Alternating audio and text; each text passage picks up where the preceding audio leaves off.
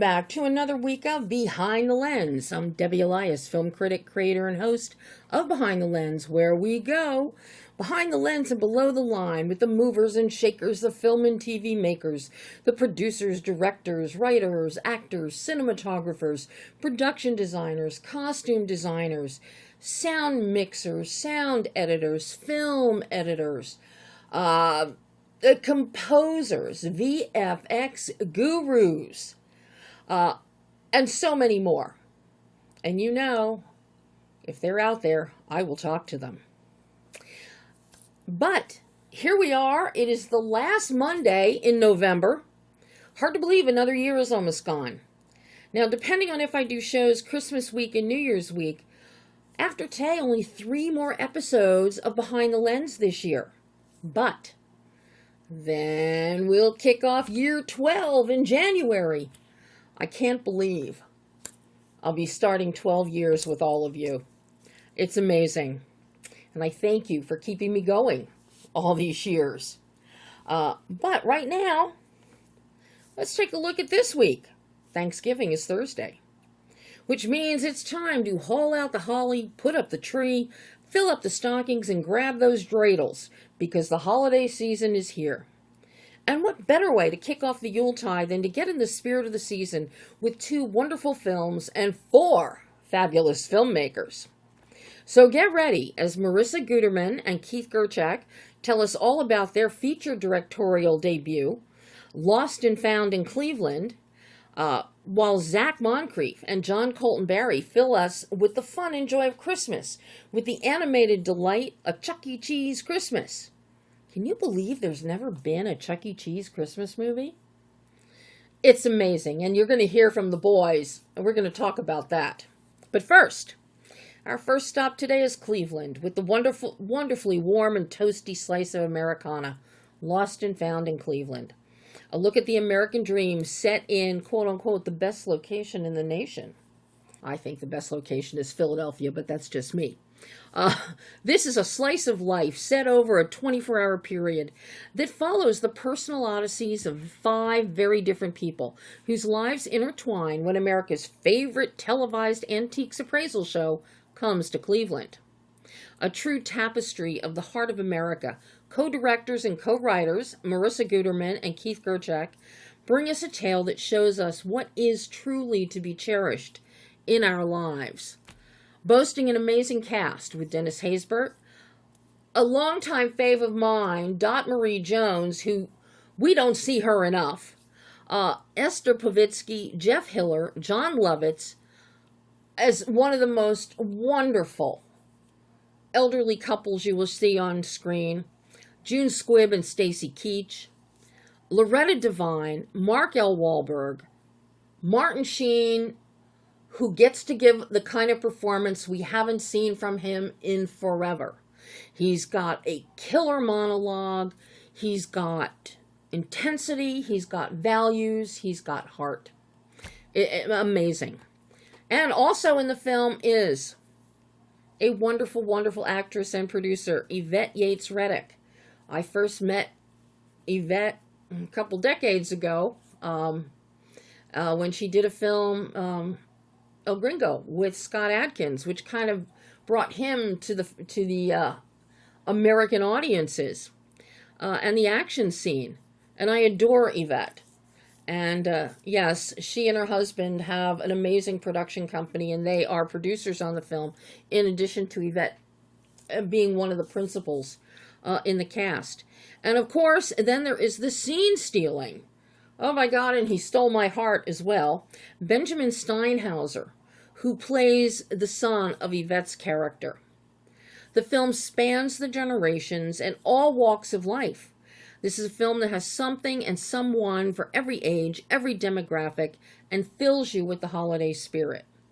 Now, as you listen to MARISA and Keith, they highlight the film's heartfelt portrayal of core moral values and Americana. The film, with its setting inspired by Antiques Roadshow, uses music and nostalgia to explore themes of self-worth and the American dream, something that is slipping away from so many people in today's world. As they break it down for us, they discuss at length their 12-year production process, including casting challenges and the importance of authenticity.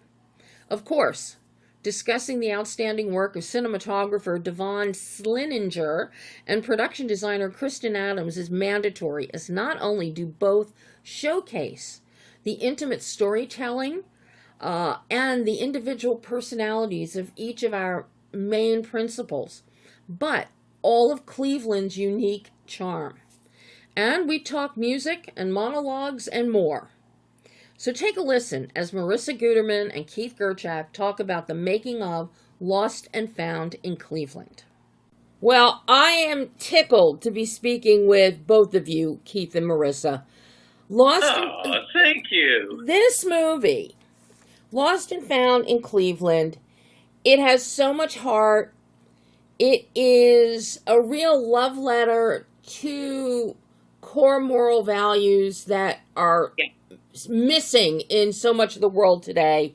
There's a timelessness to it. There's great charm. There's a folksy nature. It's multi-generational. It screams Americana. Yeah. I love this film so much. And you follow through on all of these great themes and the story itself. And you follow this through in spades with your music, which is, my God, thought I was in heaven with all the needle drops you had happening. Yeah. Thank you. Where did the idea for Lost and Found in Cleveland arise? Well, first of all, thank you for the preamble. It was that you picked up on everything that we would hope someone who watched the film did. It's a sincere film with a lot of heart.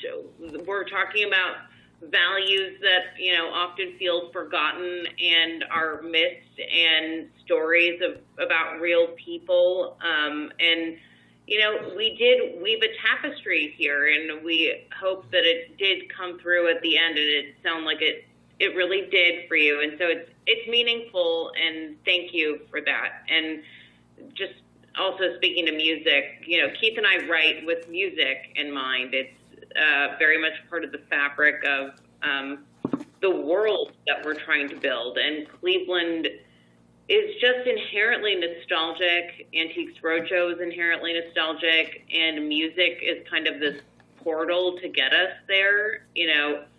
Antiques Roadshow is something that I grew up watching with my dad. I really was, coming from Los Angeles, just very drawn to these everyday people with their objects and their personal histories, and I kind of fell in love with them. And when I picked Keith up at a waiting room at an audition, and he turned me down for a date, but we did decide to write this together. I said, I don't need to see Antiques Roadshow set in Los Angeles, and he said, I'm from Cleveland. And I laughed, and Keith really got me to change my own framework of what the rest of the country looked like. And I think I was very easily won over on my first trip here, where the Americana and the Midwestern optimism and the spirit of the people who live here, and the architecture that's grand and kind of majestic and hints at this,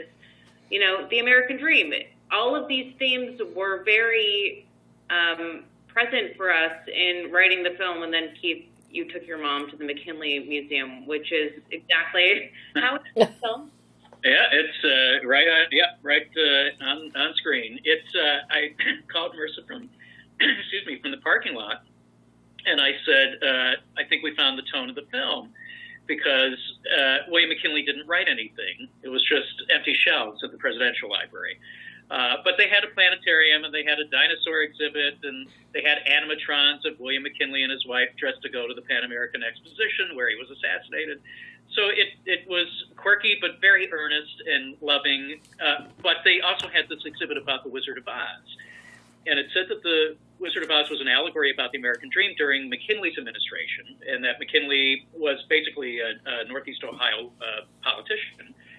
and that Dorothy represented the common man, and Tin Man the factory workers, and Scarecrow the farmers, and that the Yellow Brick Road was the gold standard, and that Oz stood for ounce, and that McKinley was the wizard, and the guy behind the curtain was Marcus Hanna, who was this politician in Cleveland that was his campaign manager, and whose house is, ironically, one of the last three remaining mansions on Millionaires Row, where Cleveland used to be the second wealthiest city in the country next to New York City.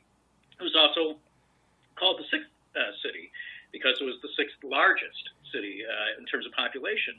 So, there's an immense pride that I think comes with people who live in Cleveland. That also is true for people in the rest of the country.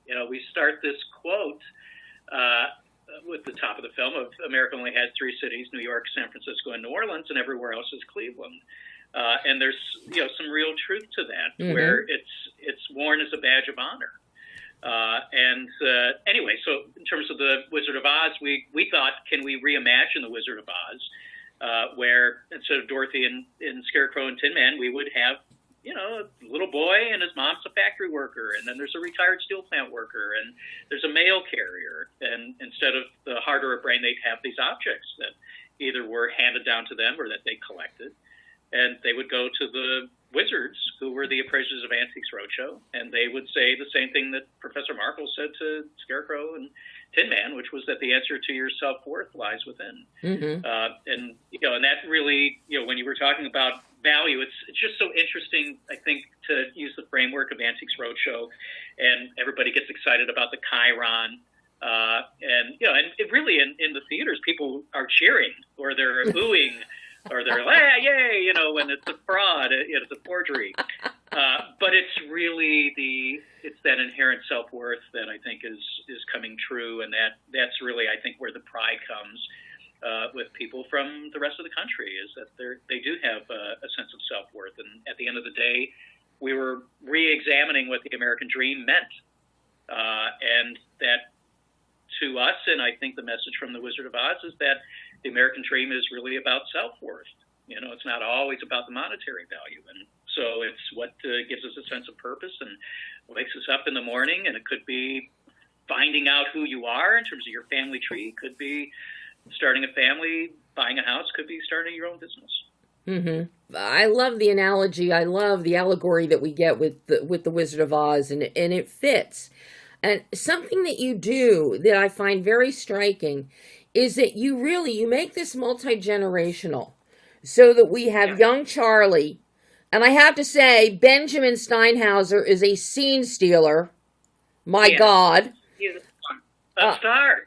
He's a star. I'll tell you. But we go from young Charlie to Marty the mailman. We've got Sophie in there. Then, of course, we get Will and Gladys tossed in there. You have a great demographic range, but also from the different aspects of life come each of your primary characters. And then when you cast, it's a very diverse cast, which I found so striking, because it's not something a lot of directors would think of or filmmakers would think of doing.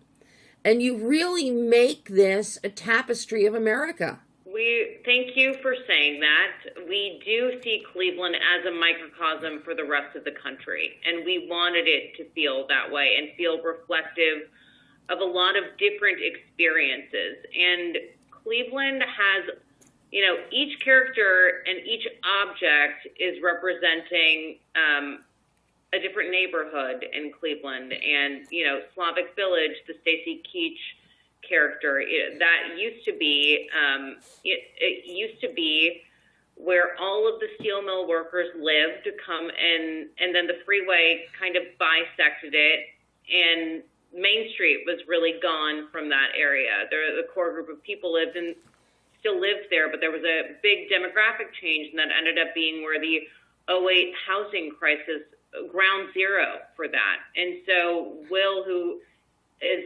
inheriting these plates and going through his own sense of dementia and not recognizing the world around him, each character is going through their own arc in their own environment, and yet at the same time the film is incredibly universal. We wanted you to be able to connect to a 9-year-old boy or the 90-year-old couple, and frankly, depending on how I'm feeling that day, I am connecting to a different character, and there's a universality to our human experience that no matter where you came from or your background or where you're going, there is something very human about this film that everyone can connect to. And there are few opportunities, I think, that we have societally currently where we're able to come together and look at things maybe from different points of view, but come together around something and feel connected. And we really wanted this film, which is, it's a holiday film without being a Christmas film, to be something that unites us and something where you can find your story and you can see yourself in one of these characters, and it doesn't matter which one. You get these great characters, you have these great actors, you've got this story. Then you've got to actually go into the physical, logistical filming and production of this. And you got yourselves into a corner here with coming up with all of the quote-unquote antiques and tchotchkes that you need to populate this film. Your production design, Kristen Adams' production design, and Sam Russell's art direction is superb. And then you have your cinematographer. Devant, he just does a beautiful job with the lighting and lensing. Your color palette and your lighting is so warm and inviting. Yeah. But for when we are in Sophie's house, nothing is too warm in that in her house. But I'm curious how you went about working with Devon, designing your visual grammar, as well as capturing all of the minutia of the items that are filling the screen and giving life to these people. It's a really good question. And I think there's multiple answers to it, too. It was a 12-year journey making this film. And so there, we had the pandemic. Like Marissa and I did the shot list over the course of the pandemic. We did location scouting over the course of 12 years. There were some locations that we just inherently knew, like Playhouse Square, where the roadshow scenes take place. It was just a place where the east and the west side of the city really only meet downtown, and this was a communal gathering place that is kind of like the lifeblood of the city of Cleveland, and it's so cinematic. And with the murals, there were some things that West Side Market, where Marty goes to the butcher shop, that we just inherently knew were great storytelling locations that we just maintained and kept warm the relationships over the course of that decade to say, when we film this, we will be filming here. Marissa was on Zillow swiping, finding wallpaper. I mean, so thank you for saying and recognizing these the detail that did go into it. It was curated. If you're making a film about antiques and why we collect certain things, it really was reflective of the approach that we took with the film itself. The cinematography, when we talked to both Devin and Kristen and her team, it was a magical realism was what we kind of coined it, and an Americana narrative as well. But we wanted it to have, if we could do like a Altman in terms of the realism, but sprinkle in the magic of a Mrs. Maisel, that was truly what we wanted to take it, because that also focused on the optimism and the hopefulness that ultimately was the message, and that you had to tap into that internally sometimes to find that hope and optimism, despite what the external forces. It was a matter of changing your lens. And so we really wanted to have that reflect in terms of an impression of the city and the message, to have the country see Cleveland through that lens, but also to have the city see itself through that lens as well. I just love the palette. I love the cinematography. And the fact that you keep it very intimate. You stick with a lot of two shots. Two shots and mid two shots so that we hone in on these people. It makes it so much more personal and relatable for people that are watching, and I really appreciate it. It's amazing how you pulled it together. Yeah, there's an intimacy in the shots and in this storytelling, and the dreams of these people are intimate, and so we're really going on a journey with them, and so that we did factor that into the shot list. And then we have a lot of wides once we get to Playhouse Square and the roadshow to just feel like you're to Oz and the enormity of that and the transformation. Biggest bridge to understanding is to humanize people. Yeah. And it is that intimate. That's what Marissa had always said about Antiques Roadshow, was it was a 2-minute intimate personal history with these people that are complete strangers, and that the magic of Antiques Roadshow is how well you get to know kind of the essence of them and how their identity is tied to these objects. But then you had never seen them before, and you never saw them again. You never knew what the outcome was, and this was a way to explore that within this 24-hour period on a film, on a cinematic level. And another thing that binds people together is food. And you make food, it has its own little subtext happening here. We've got chocolate. We've got Marty eating in a diner with dreams of being a restaurateur and a chef. He loves to cook. We've got Gladys and Will who debate over, she wants to go to the Cheesecake Factory. He wants to go to the club, the same club they go to every Friday night. So food becomes a very big part of connective tissue here, and I got a kick out of seeing that.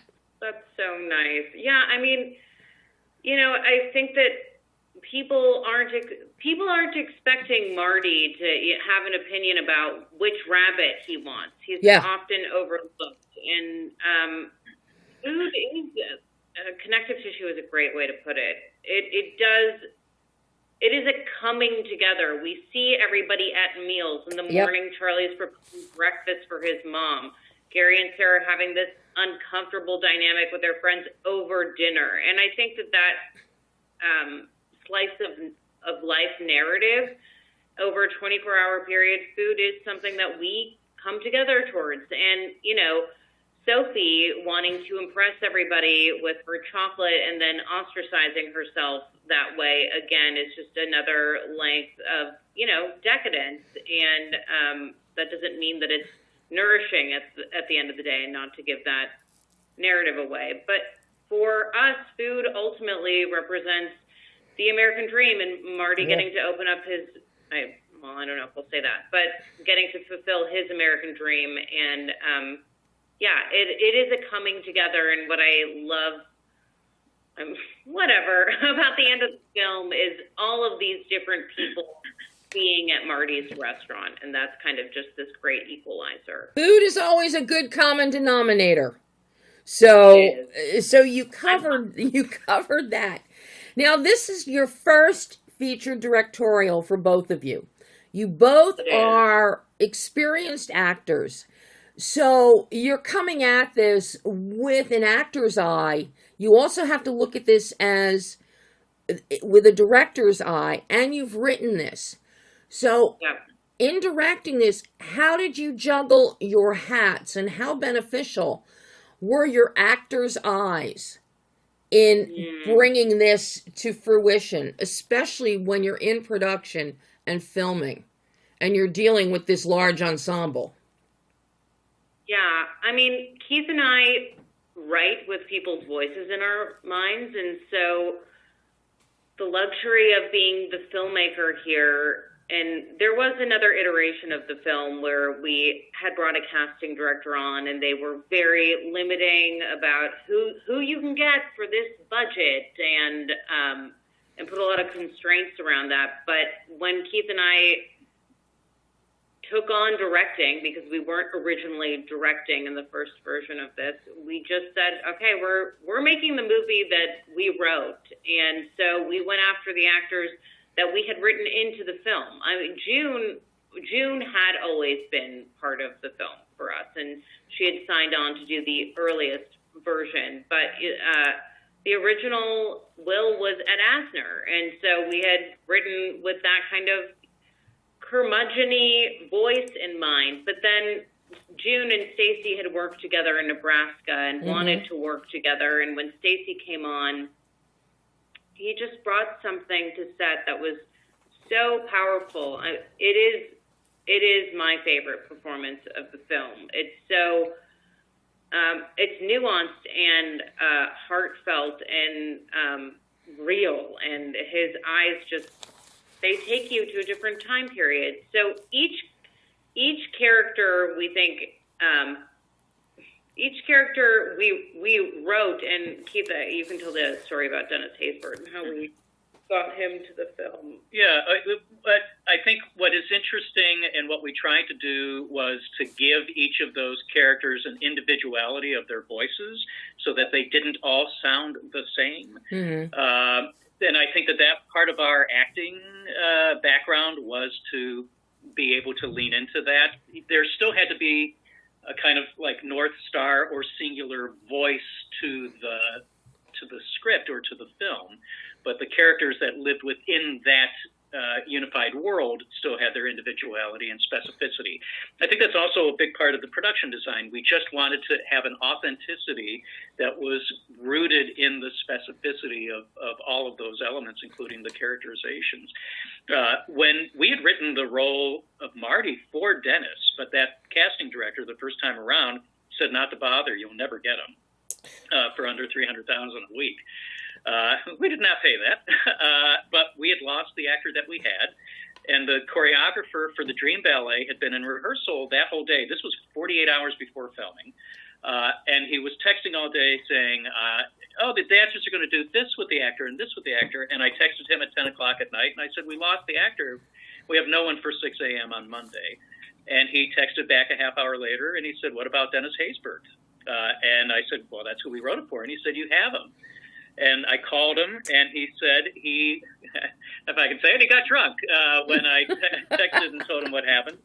And he drunk dialed his best friend, and his best friend was on the phone with Dennis. Oh, my God. And they had a three-way call, and then Dennis went ahead and said, here's my manager's info. We called her at 11 o'clock at night, and she wrote back and said, give me 12 hours. And 12 hours later, he was on board, and he would be there for Sunday's wardrobe fitting.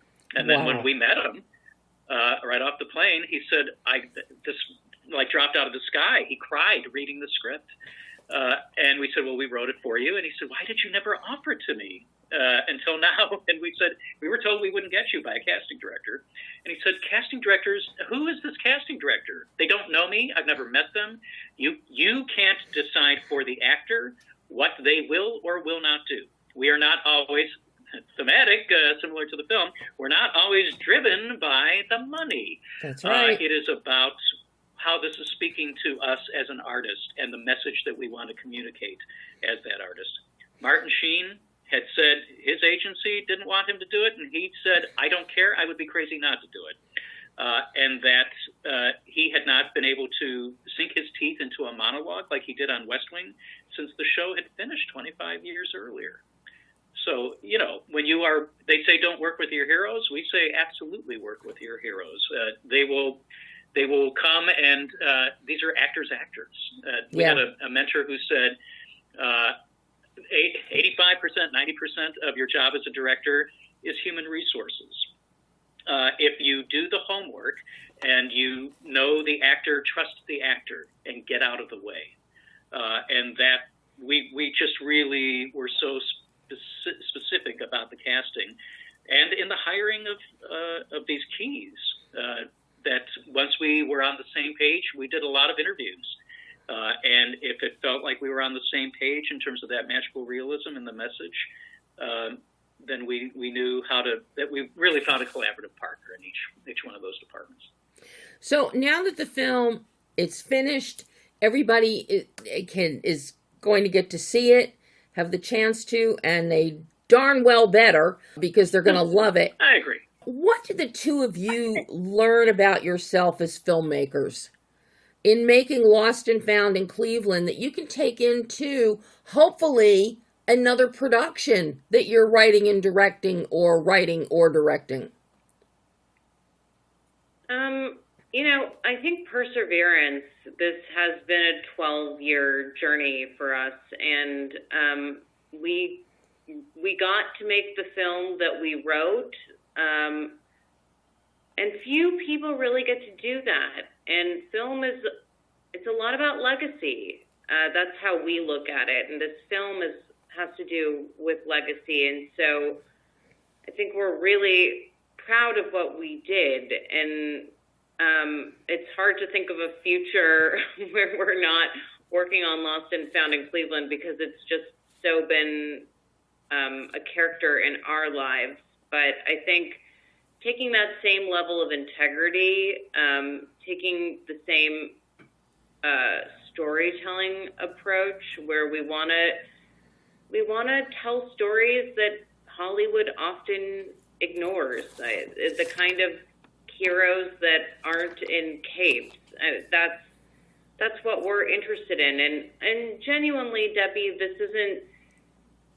We did every part of this movie. We raised all of the money, and we have been spearheading the marketing campaign on the distribution side of the film. There isn't one part of this film that doesn't have our DNA, and so we're really proud of that, and we want to tell the story of that too, because I don't know two filmmakers that have had quite this experience before to get to be in 500 theaters nationwide on their first film, but I think we really earned it. And we have a lot of pride in this film, and we're just excited for audiences to finally get to experience it. And looking to the next project, it would have to be a story that, I'll say this, speaks to people who remember what life was like before a cell phone. We're really interested in that crowd, and we think they're severely underserved. So that's where our hearts are. It's the experience has been, if it's a film about heroes' journeys, which is really what The Wizard of Oz is, and that's what this has become, and it's everyday heroes. Filmmaking, especially a soup to nuts like this, has been a hero's journey, and it is our American dream. If this is an exploration of American dream and what that means, and if it's tied in with self-worth, this has been the test and the testament to that journey to self-worth. I echo everything that Marisa said. Very proud, and never in a million years thought, oh, Marisa and I are the ones that are chasing down whether the poster is in a specific theater location. In addition to the normal things of I have to write the script or do the hiring or whatever. It has truly been every detail, but in order to have the luxury, I guess, not necessarily that we wanted the luxury of 12 years, but it did give us the opportunity to truly hone in on a preparedness that when the surprises come, because they constantly come on every single chapter of the story, we were able to pivot in real time. And you absolutely, on set, we were a 20-day shooting schedule. With 20 plus locations and 14 principal actors, and we had really no overtime. We hit our days. So that's a testament to everybody that was on the crew and the community. And raising the money, it was corporations. We had, like Sherwin-Williams, but we had a book club also that came together and banded together. So there was,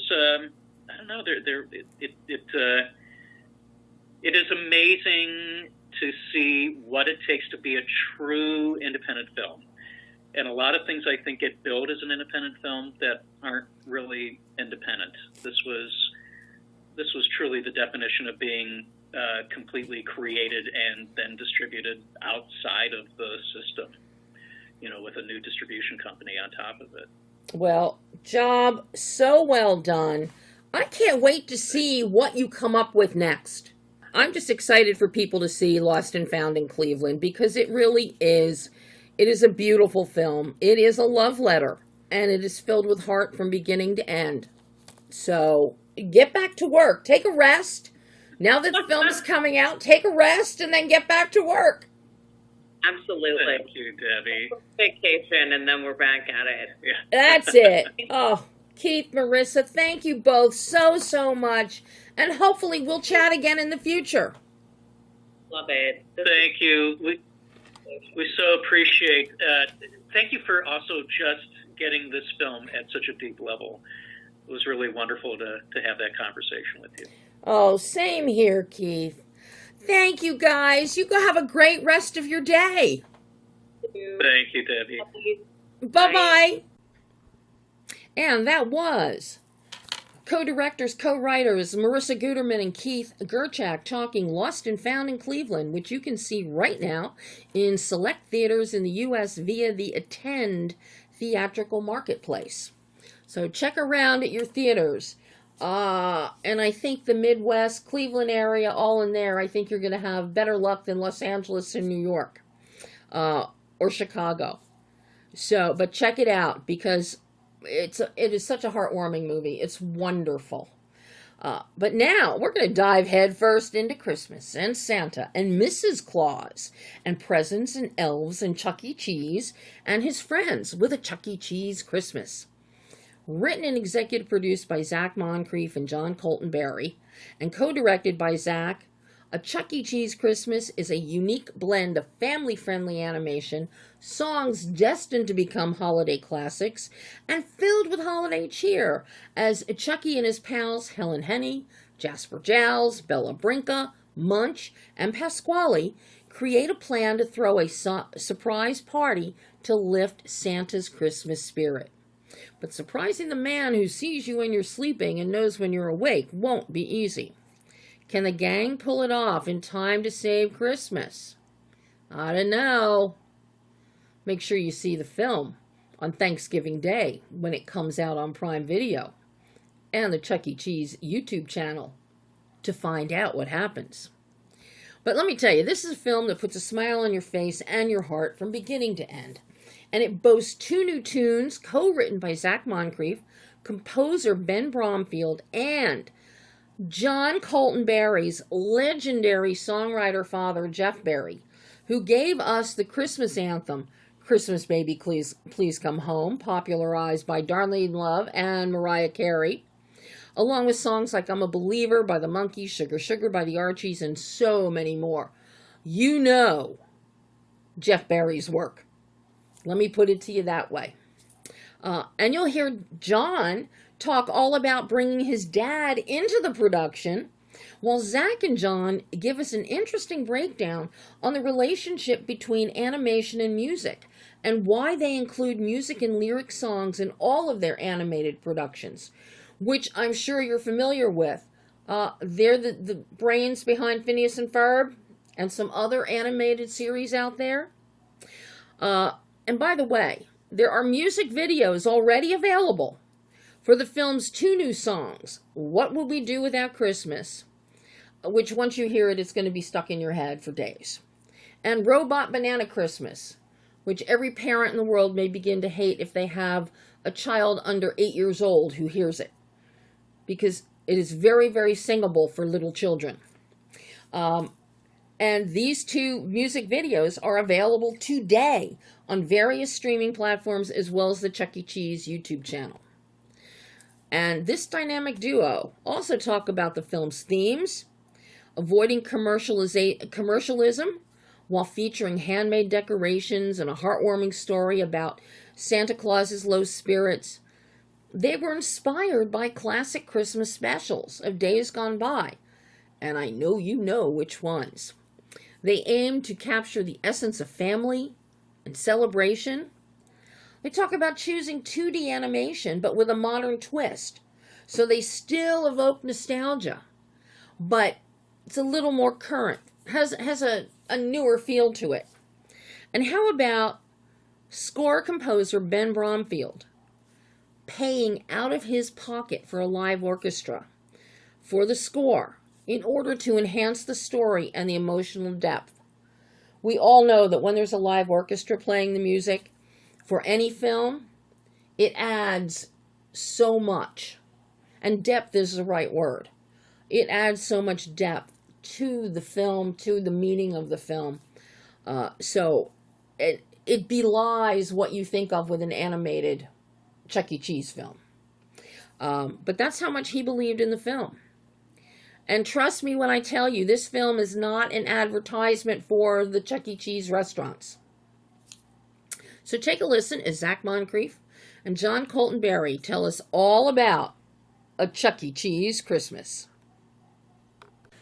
Hey, Daddy. So nice to meet you. So nice to meet both of you. So I guess since we're all here, we're all set.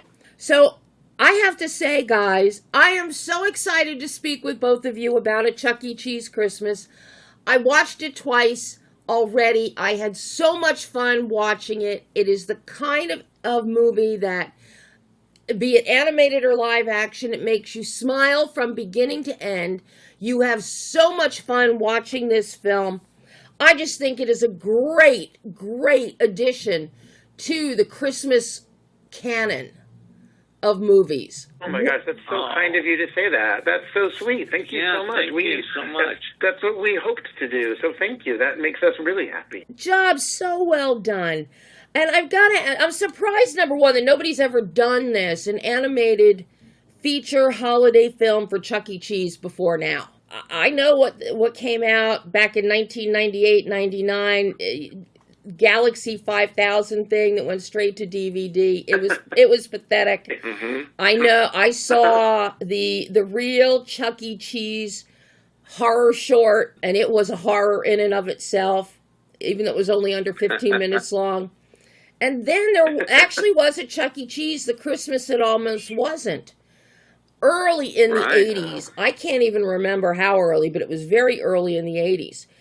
And nobody... I believe it was 83. Nobody has jumped on the Chuck E. Cheese Christmas bandwagon until now. Yeah, I mean, that's where we got so lucky. We had met with and were approached by this company, Happy Nest, that Chuck E. Cheese was looking to do some new content. And one of the suggestions thrown out to us was, hey, would you guys be interested in working on that? And, if you're at all excited, a special might be fun, like a holiday special. And John and I immediately got together and came up with what is the main core idea of this Christmas special. And it kind of went from there. And we were the same way. We're like, oh my gosh, why hasn't Chuck E. Cheese had its own show or series or specials? It seems like it's just waiting for that kind of exploration and an explosion to happen. They dipped their toe in, but they never fully, they've dived into the deep end, and it's been such a fun ride. Well, I think that part of the reason is because of all their corporate upheaval and problems over the decades with the restaurants and the whole branding of Chuck E. Cheese. So I'm betting that had something to do with it. But a Christmas movie always picks up everything, be it your business, be it your stocks, your stock price. So yeah, I mean, we looked at it that they looked at it as like in the same way that their restaurants are trying to make sure that they are reaching out towards family and entertainment. I think that's really what they were excited about.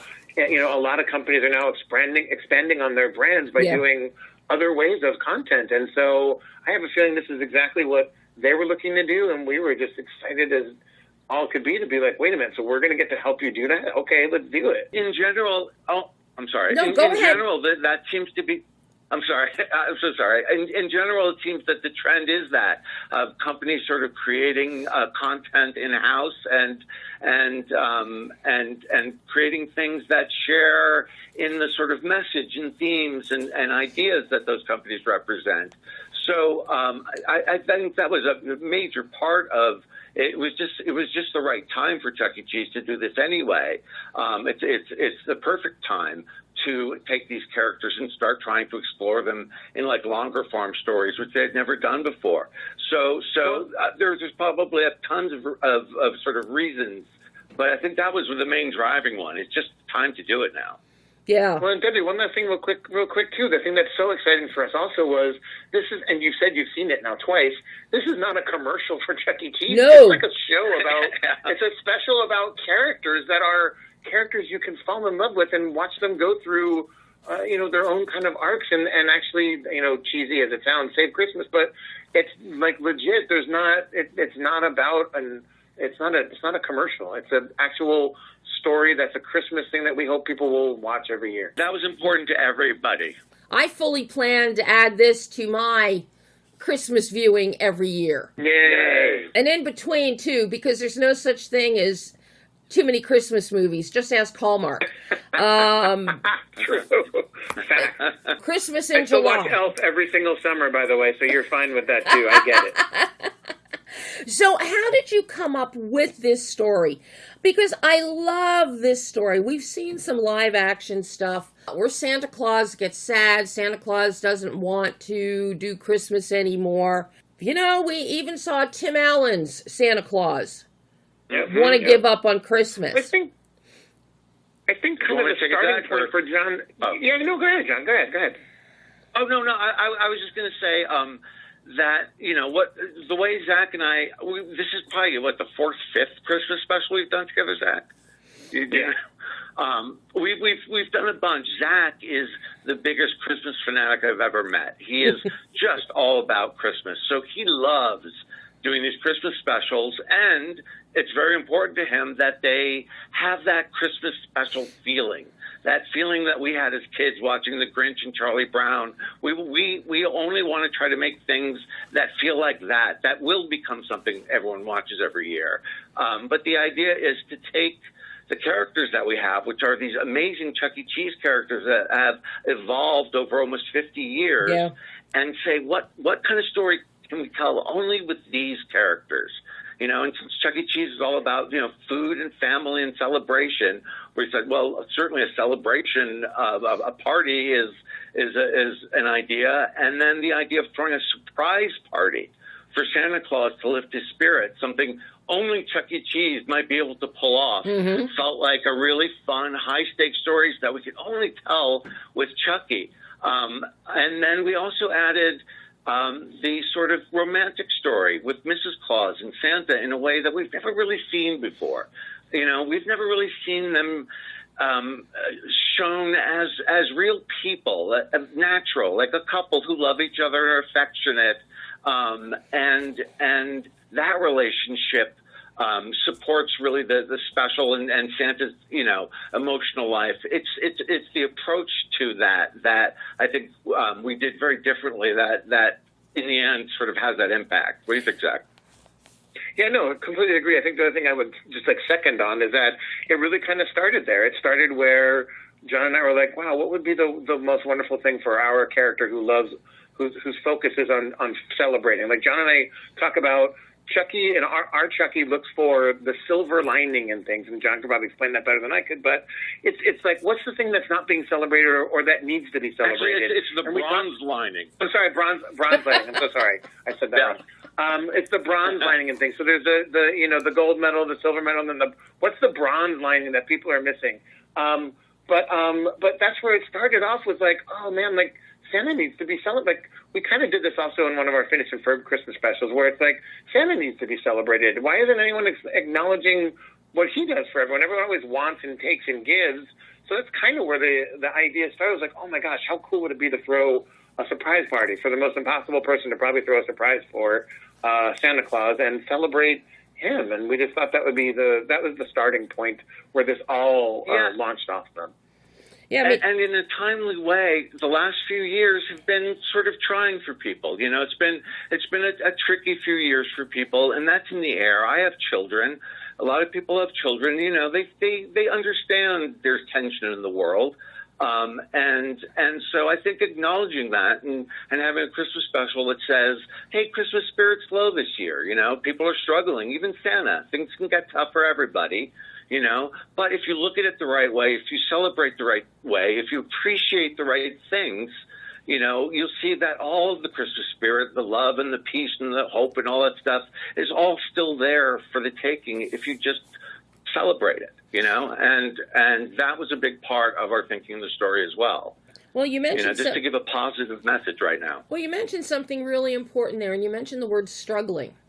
And people are struggling. Finances are extremely tight for everybody, especially when you have kids and they want the biggest and brightest and newest of everything. You took the commercialism out of Christmas in this special, in A Chuck E. Cheese Christmas.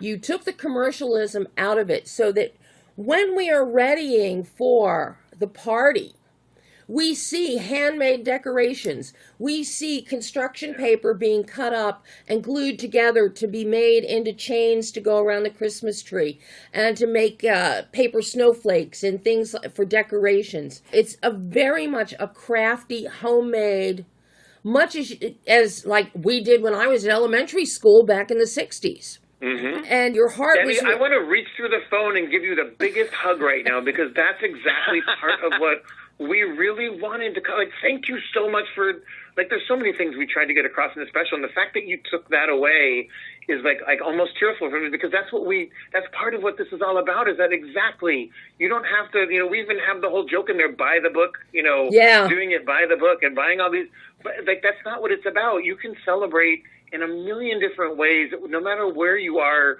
you know, in your finances or whatever. It's about the emotion of the celebrating family and love, and that we're all here together more than anything. So, oh my gosh, I'm so excited you saw that and got that. I fell in love with that part of it, guys. I have to tell you, that I found so endearing. That is something we never see in a Christmas movie. It just doesn't happen. Live action, so animation, claymation, it doesn't happen. So I am just tickled beyond belief. And the fact that it plays in, that it's Chuck E. Cheese, because for so many generations, now I never went to Chuck E. Cheese as a kid. I don't even think they had them when I was a little kid. I don't think they didn't start till a little bit later. 77, I believe. I was out of high school by then and in college. So I missed that. But I have 4 nephews, and when they were younger, I know that 2 of them, especially, they loved Chuck E. Cheese with the pit ball, dive into the ball pit, all kinds of stuff. And that's all family-friendly, inexpensive fun. Pizza is pizza. You're not getting designer pizza at a Chuck E. Cheese. You're not getting a Wolfgang Puck pizza that costs $50 for a pizza. So, and you know what's actually pretty amazing, though, too, and again, I swear I'm not trying to shill for the company, I had forgotten how actually, like, and again, I'm originally born and raised, like, right outside of New York, so I know what a good pizza is, right? But I think Chuck E. Cheese pizza is actually really good when, especially, you're considering what you're talking about. There's, like, millions of these stores, and they're out there for everyone, and yet their quality, I'm not kidding, everyone would be like, surprisingly, it's really good pizza. Yeah, but it's like... They've been around 50 years. They're doing something right, you know? Yeah. Something besides creating Chuck E. Cheese himself. But I love that it's very family-friendly. So you follow through on the economical aspect of doing a Christmas party on top of who you're doing this surprise party for. But then we get into your animation.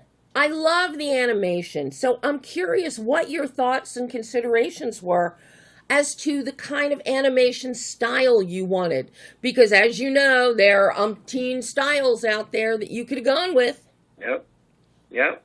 So real quick, I'll cover that with a couple of things, John. If you don't mind, I'll start, and then you can always grab afterwards. This is your domain, man.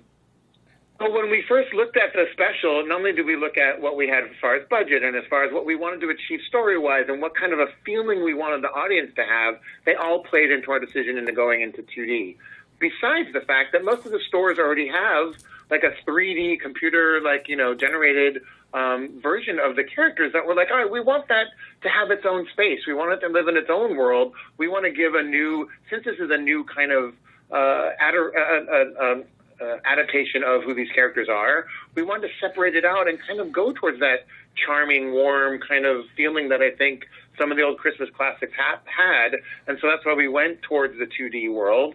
And then I reached out to some of my top designer friends in the industry that I've known and worked with for a while now, and got the most incredible designer who's worked on things that I'm sure you've all seen, to give us a spin on a redesign of 2D of these characters. And he just nailed it right out the gate, and we were just excited Bobby. and felt that was the way to go. Yeah, Bobby Pontius is just, he's worked on Zootopia, he's worked on Moana, he's worked on, God, I can't even say, like Frozen. Like, as an animator and a designer, he just lent us this incredible, new kind of take on it that we right away were like, that's it.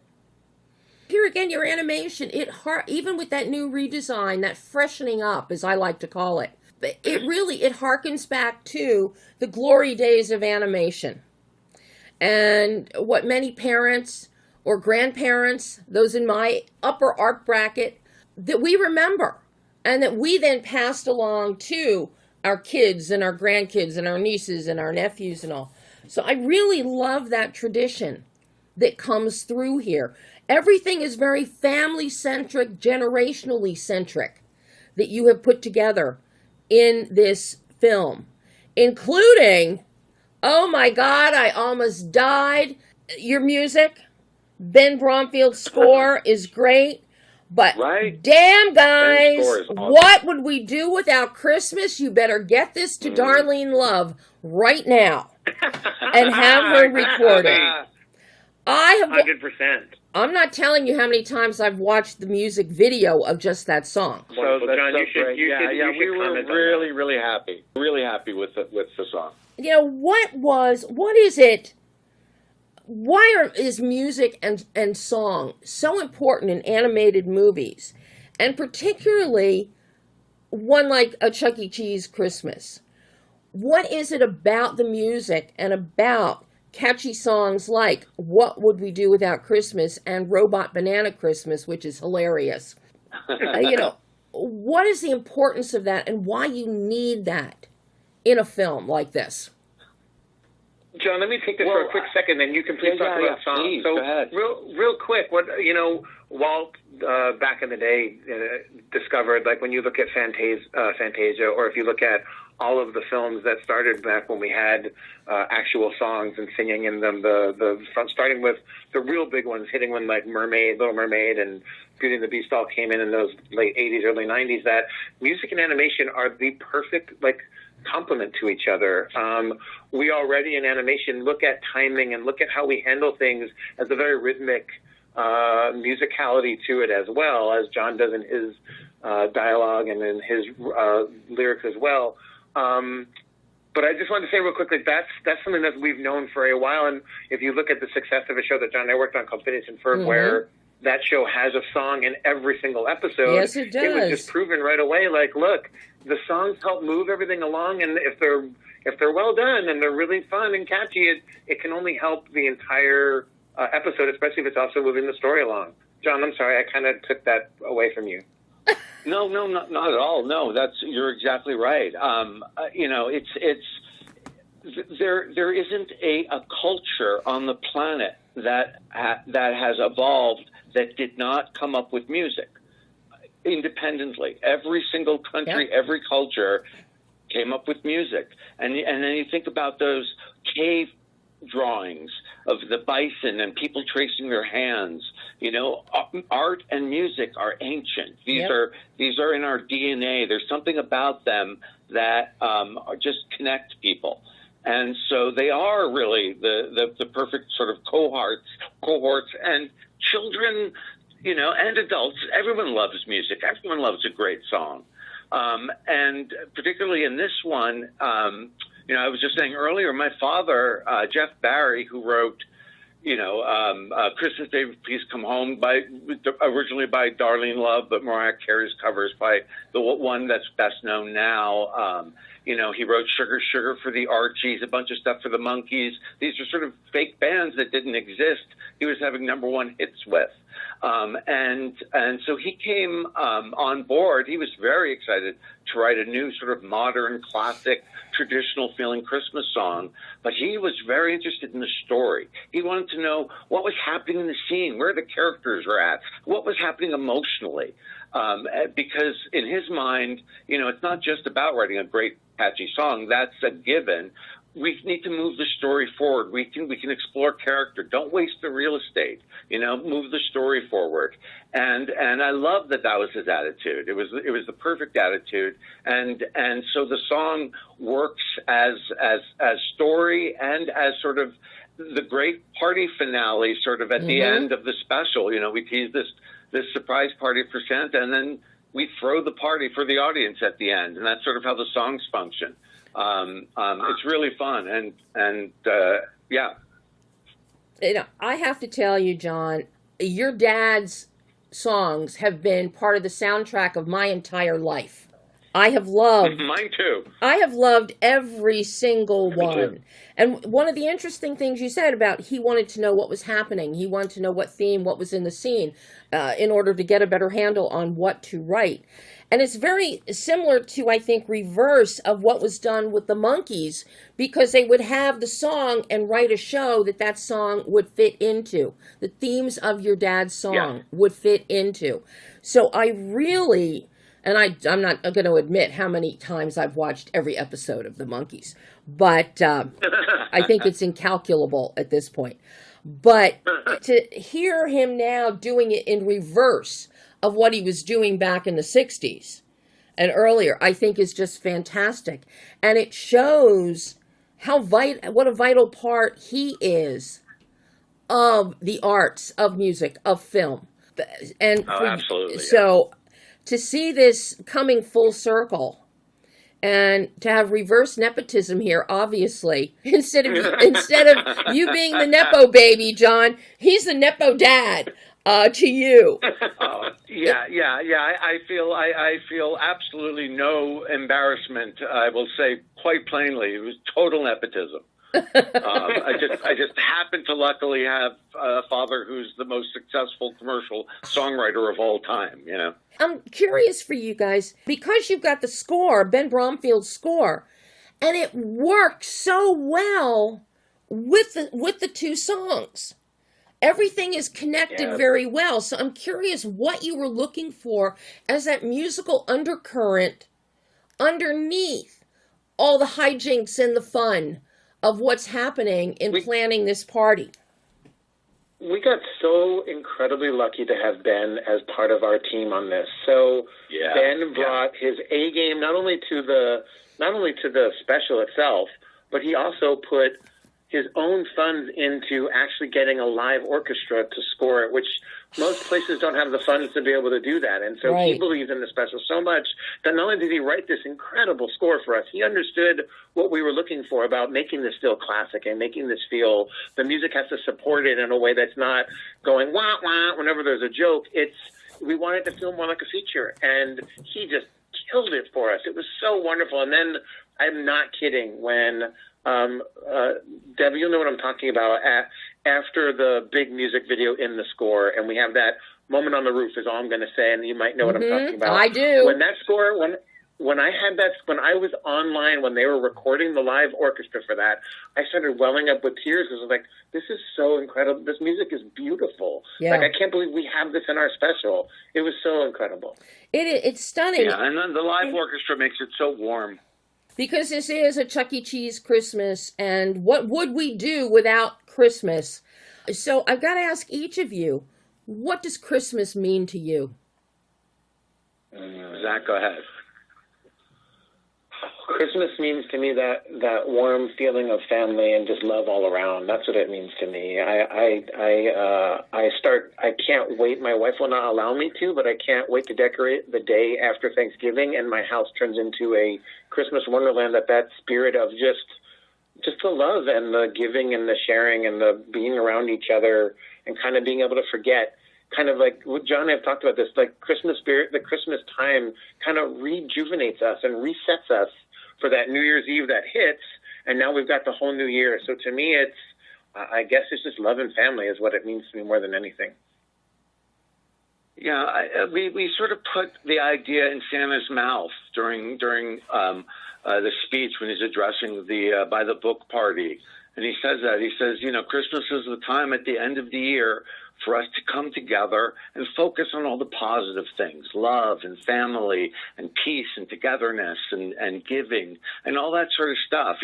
After a long, hard year, we all need that, that reset button, just to take a breath, appreciate the good things in life. And then we are refueled to launch into a new year with all our resolutions and all our hopes and dreams. And I think Christmas plays a large part of just sort of teeing up the new year psychologically for the world, no matter, what you celebrate or what holidays you celebrate, it still represents that, I think, globally. And it certainly does to me. Well, what I want to see from the two of you now is I want to see a Chuck E. Cheese New Year's Eve party. Seriously, a family-oriented New Year's Eve party. That's what I want to see. That's definitely something we've discussed. Like we're talking about other specials to work on, and that's definitely a great idea. So thank you for that. Because nobody looks at the family New Year's Eve. It's always everybody who's old enough to go to bars and drink and party. But what happens to the 7-year-olds or the 6-year-olds or the 10-year-olds? So that's what I would love to see. After seeing what you've done here with a Chuck E. Cheese Christmas, that is my Christmas wish, is for you to make a Chuck E. Cheese New Year's Eve party. Well, great. Thanks. Well, we love the idea. You have been nice. You're on the nice list. We will absolutely put that on the list. Thank you. I'm so glad. Guys, thank you so much. This has been an absolute blast, and I hope we get to chat again in the future. Me too. That would be great. Thanks so much. You were so wonderful. Oh, thank you, so guys. Great talking to you, Debbie. Thank you. Thanks again so much. And that was ZAC MONCRIEF and Jon Colton putting us in the Christmas mood with a Chuck E. Cheese Christmas, which you can see on Prime Video and YouTube starting on Thanksgiving Day. So, Mom and Dad, while on one TV you're watching football, Mom's in the kitchen or vice versa, you can let the kids watch a Chuck E. Cheese Christmas. You don't have to worry about what they're seeing. It's wonderful. It is so much fun. You'll laugh. They'll sing along. The animation, the color, it's all beautiful and wonderful. And I will be watching it myself again. So that is all the time we have today. I hope I've helped you get a start on your holidays. But join me again next Monday when I'll be talking about a couple more holiday films, both of which are documentaries. So until then, I'm Debbie Elias. This is Behind the Lens.